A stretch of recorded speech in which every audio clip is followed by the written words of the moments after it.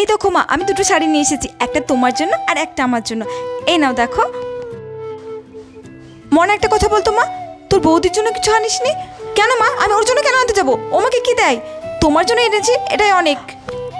মনা রে, তুই তো সবই জানিস, তোর দাদার চাকরিটা চলে গেছে, এখনো পর্যন্ত তোর দাদা কোনো কাজ পায়নি, আর এই সংসারটা কত কষ্ট করে চলছে তুই তো সবই জানিস মা। মনে, তুই এটা ভুলে যাস না যে আমি না থাকলে কিন্তু তোর বৌদি তোকে দেখবে, তখন তো তোর বাপের বাড়িটা বৌদি চালাবে। হ্যাঁ মা, আমি তো ভুলেই গিয়েছিলাম। থ্যাংক ইউ মা, আমাকে সঠিক রাস্তা দেখানোর জন্য। মা, তুমি বরং আমার শাড়িটা বৌদিকে দিয়ে দিও, তুমি বলবে আমি দিয়েছি, আমি না হয় পরে একটা অন্য শাড়ি কিনে নেব। ঠিক আছে মনা। বোন, এই নাও জল। এই নাও বৌমা, আমার মেয়ে তোমার জন্য আর আমার জন্য শাড়ি এনেছিল, এই নাও তোমার শাড়িটা। থ্যাংক ইউ বোন, এত ভালোবাসা দেওয়ার জন্য।